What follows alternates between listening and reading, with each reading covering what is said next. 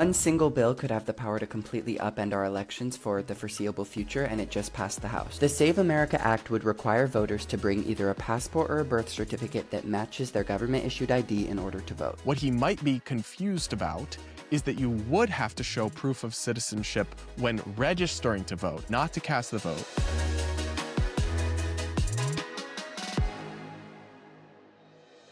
Up next, we're going to talk about the latest internet meltdown, particularly from left-wing influencers who are spreading an insane amount of misinformation and doomsday rhetoric about something called the SAVE Act, which is federal legislation that has advanced through the House and is now advancing through the Senate that would institute, during voter registration, proof of citizenship requirements, and then voter ID for federal elections nationwide. So this kind of plays into a long-running dispute between Republicans and Democrats, where Republicans demand voter ID laws. Democrats say they're not necessary. Democratic elected officials say this. Actually, rank-and-file Democrats overwhelmingly support voter ID laws, but they say no, they cost people money, and there's no evidence of non-citizens voting, so it's not necessary. Enter this legislation. However, it's important to note that this is not just about voter ID at the polls, showing ID when you actually cast your ballot. It's also, and arguably much more consequentially, about showing proof of citizenship when you register to vote. That's the more consequential part of this legislation. So when some Republicans are saying it's just voter ID, it's just common sense, Democrats are against voter ID, it's more complicated than that. That doesn't quite capture the full scope of this legislation and the nuances of the requirements it would impose on people.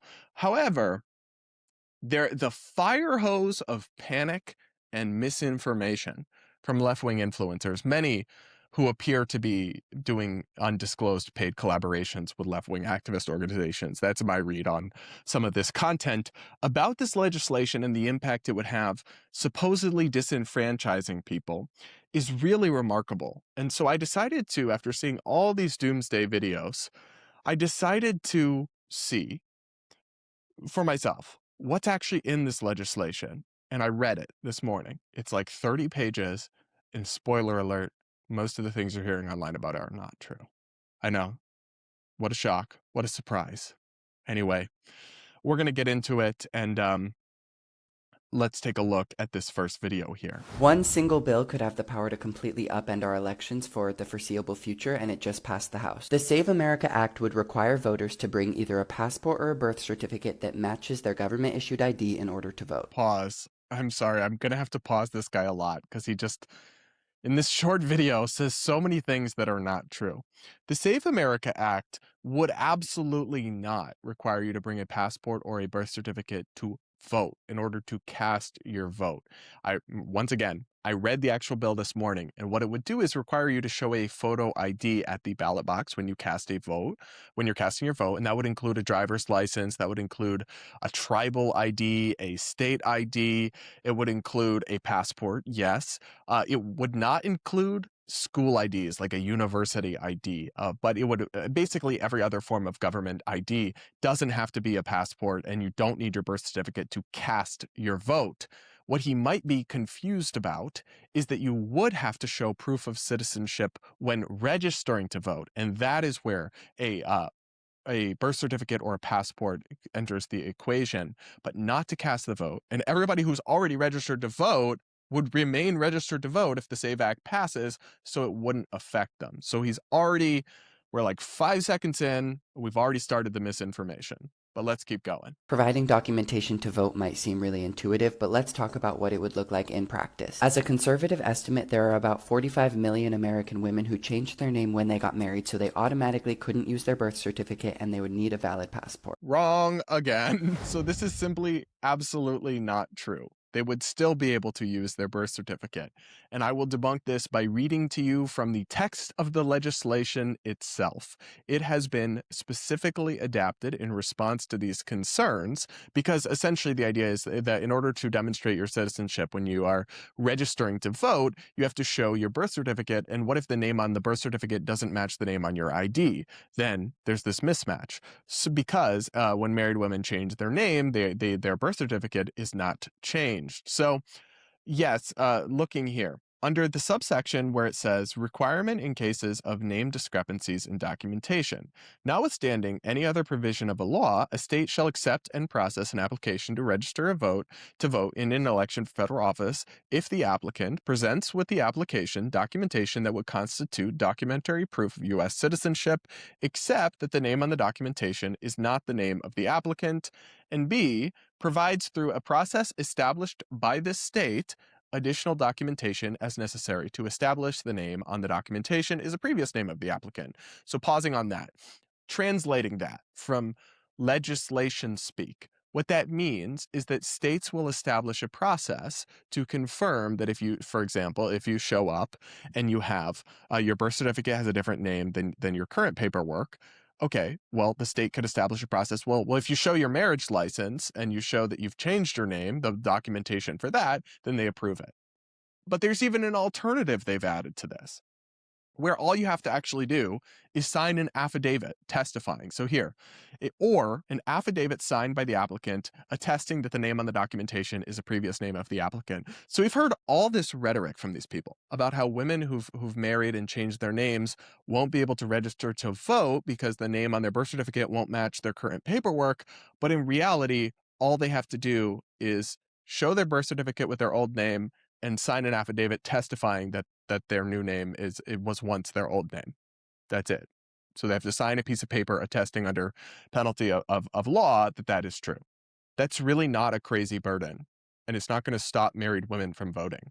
But yet we've seen this narrative all across social media like wildfire. It's truly a great example of misinformation at its worst. Anyway, let's keep listening to this guy here. Need a valid passport. Let's think about who else might not have access to their birth certificate, young people or people from broken homes. He does know that anybody can order a birth certificate for like $10 to $30, right? So you can just have one sent to you if you don't have access to it. Passports cost money and take a lot of time, and I'll give you one guess as to which group is least likely to have a passport. So he's put on screen an image showing that Black people are less likely to own a passport. And one, I don't believe that Black people are incapable of getting passports, and I find it kind of condescending and insulting to suggest as much. But two, I also question whether he understands that you don't need a passport. There's a very clear process established in this legislation. You register to vote, showing your ID and your birth certificate. Then at the voting place you show your ID, which doesn't have to be a passport. It can be a passport, but doesn't have to be. It's like we are just witnessing a total distortion of this bill and what it actually does do in real time be spread to millions of people across social media. Yikes. Also trying to place restrictions on mail-in voting, which would affect disabled voters. So far we have women, young people, Black people, Native Americans, disabled people, people who don't have a lot of money, and what do all of those groups have in common? They all tend to vote blue. Well, most of that is made up, but the parts of it that are real, so or even have some connection to reality, for example, like, that women who change their name could have difficulty voting, like, that's not entirely fake. Like I explained, that doesn't really apply, but you know who married women tend to vote for? Not Democrats, actually. That's actually a Republican voting bloc.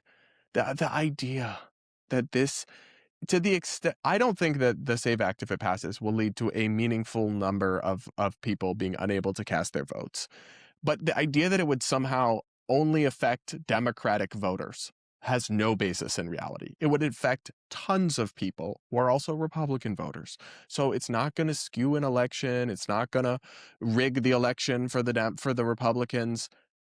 To the extent that it's voter suppression at all, which I think is highly dubious, and we have seen Democratic warnings about this fall flat over and over and over again. Whenever there's election legislation, like in Georgia, they say, "Oh, it's going to be Jim Crow 2.0" a few years ago. Then the next election had like record amounts of people voting. It's one of those things where Democrats have no credibility, and they've cried wolf so many times. But even to the extent that it did have any sort of voter suppressive effect, it would simply be across the board. It would not disproportionately affect Democratic voters. That's simply not true. I have a master's in stats, and I'm going to tell you something that you don't need a degree to understand. If you're taking a sample from a population, the more you decrease that sample size, the easier it is to control and the less representative it will be of the whole population. If they make the voting process more difficult and more expensive for black people, brown people, immigrants, women, young people, guess who starts to not be represented in our voting sample? I love how this dude has a master's degree in statistics, allegedly, yet can't read, apparently. Or more importantly, did not bother to read. And as you will see, I think this is potentially undisclosed paid content, and he probably just parroted the talking points that whatever activist organization or service is sent him without reading the legislation or looking into it at all. And that's not even mentioning the 24th Amendment of the Constitution, which states that voting cannot cost money. If replacing your birth certificate costs money and getting a passport costs money, then how is voting free? I would say that I'm actually open to the idea that these things should not cost money and should be free, but that's not the same thing as a poll tax to say, like, you have to pay money to get an ID and then that ID is required to vote. Therefore, that's a tax on voting. I don't really think that's true. I mean, you have to wear pants to vote. You can't go in there naked. That doesn't make the price of pants a poll tax. Like, a poll tax refers to something very specific where you literally had to pay to vote. It's apples to oranges there. But I'm not against the idea that if the government's going to require voter ID and other things, that it should at least for your first request of a new birth certificate, you get it free or something. I'd be okay with that for sure. On top of that, passports take 6 to 9 weeks to even process, so you would have to make your appointment in August to be able to vote in November. Are you planning your Well, you life don't 2 need a months ahead? passport, Because I so don't even have food in my fridge for lunch tomorrow. This bill is morally wrong, it's unconstitutional, and it could make Republicans a shoo-in for every election forever. It just passed the House and now it goes to the Senate. Once again, use the app 5 Calls to find your senators and tell them how you feel about it. This is all intentional, and you know what they have no intention of doing? Saving America. So it's just me when I lie, like me when I just make up, I guess. I don't know. It's so corrosive to spread this amount of misinformation. And I just use this one video as an example, guys. But like all across all the social media platforms, there are all these claims about the SAVE Act, that it's going to disenfranchise married women, that it's going to rig the vote for the Republicans, and all of this. All of it is so divorced from the reality of the actual text of the legislation that you can read. It is only 32 pages online. I read it this morning in full, and it's actually not that hard to understand, yet it has this corrosive impact. The same way that when Trump lies about the 2020 election and says it was stolen and rigged and encouraged all his people to throw a fit and storm the Capitol, that was so corrosive and destructive, and I called it out. And these same people would agree with me that that was really horrible. Well, what they're doing now is essentially laying the ground for more people to lose faith in the system, for more people to think our elections are rigged. And if enough people truly believe that, especially when it's literally not true and it's on basis of lies, like in this case, similar to how it was not true in 2020, then you have a real problem. And you have a problem where your civic society collapses and people no longer feel faith that they can solve their differences through democratic differences or democratic means. And that's when violence and really dark starts to happen. So these people might not realize it. I think a lot of these are undisclosed paid content for different services. Like this, it may or it might not be. He might just be doing the propaganda for free. I don't know. But some of these videos certainly seem to be pushing certain narratives or funneling people towards certain services or groups. And those do reek of undisclosed paid content to me. But to me, it doesn't really matter. I'm more concerned with the propaganda and the misinformation. And the funniest thing is that my prediction, if the SAVE Act somehow does become law, and that's unlikely because of the filibuster, that's a whole nother topic we could get into. But if it somehow does become law, then Democrats will cry all voter suppression, Jim Crow 2.0, all this stuff. And then they're going to sweep the midterms anyway and have huge voter turnout because it's actually not going to be that much harder to vote and it's not going to make that much of a difference. And they're going to have just cried wolf a million times like they always do.